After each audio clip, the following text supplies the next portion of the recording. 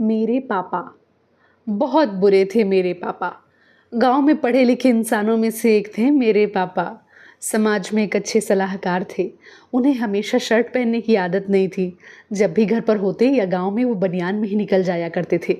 पान खाने की आदत थी और कभी कभी शराब भी पी लिया करते थे। इसी बात पर मम्मी और पापा में अक्सर झगड़े हुआ करते थे। वो हमें स्कूल छोड़ने नहीं जाते क्योंकि हमने जहाँ पर पढ़ाई की वहाँ मम्मी टीचर थी। घर पर हमें डर लगता जब भी पापा होमवर्क कराते। उन्होंने मुझ पर कभी हाथ नहीं उठाया, पर उनका गुस्सा खराब था। जब भी हमें कुछ खाने पीने को चाहिए होता, हमारे एक इशारे पर हमारे हाथों में रख दिया करते और दूसरे की दुकान में खड़े होकर कहते थे, जब भी तुझे कुछ चाहिए हो यहाँ से बिना पूछे उठा लेना, यह दुकान हमारी ही है। गांव का दशहरा हो या मेला, बाइक की टंकी पर बिठाकर नहीं तो अपने कंधे पर उठाकर घुमाते थे मेरे पापा। गांव में हर बाजार उनकी उंगली पकड़कर घूमना और उनसे जिद करना कि मुझे ये खाना है, मुझे वो खाना है, वो खिलौना चाहिए, वो कपड़े चाहिए। वो बहुत बुरे थे। मेरी हर जिद दिलाने का बोलकर अपनी जेब में हाथ डालकर कभी और का बहाना बना लेते थे मेरे पापा। एक बार मैंने जिद की पापा से कि मुझे वो जूता चाहिए और उस जूते की कीमत थी 600 रुपये। उन्होंने कहा फिर कभी मैंने अपना मुंह फुलाए उनके साथ चलने की ज़िद की। चलते हुए मेरे पैरों पर हल्की सी खरोंच लग गई, साथ ही उनमें से 2 बूंद खून भी निकलकर वहीं पर जम गया। मुझे हल्की खुजली के अलावा कुछ पता ना चला। थोड़ी दूर चलने पर पापा की नज़र मेरे पैरों पर गई। उन्होंने झट से मेरे पैर को साफ कर खरोंच को देखा। उन्होंने मुझसे पूछा, ये कैसे लगा तुझे? लगा मैंने कोई गलती कर दी? इसलिए डरते हुए जवाब दिया, पता नहीं। उन्होंने मुझे कुछ देर तो देखा और फिर वापस उसी जूते की दुकान पर आ गए और उन्हीं जूतों को पैक करा लिया और दुकान वाले से कहा, पैसे वो बाद में देंगे। मैं खुशी खुशी घर आया, मम्मी को जूते दिखाए।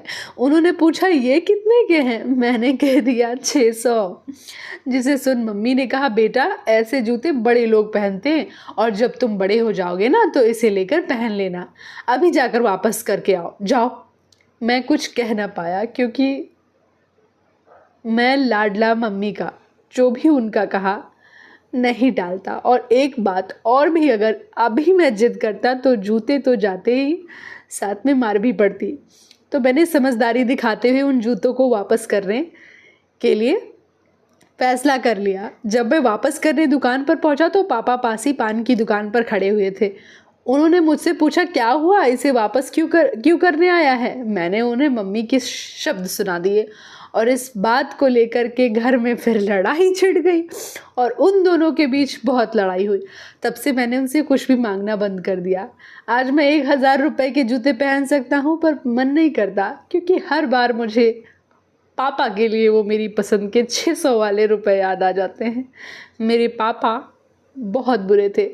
जब मैं 15 साल का था, जब पापा हमें छोड़कर इस दुनिया से चले गए और उस दिन आंसू नहीं रुके।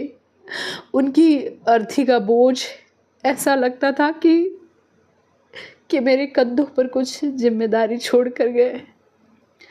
आप इसे बचपना कहें या फिल्मी भूत, मुझे लगता था पापा कुछ सालों बाद वापस आएंगे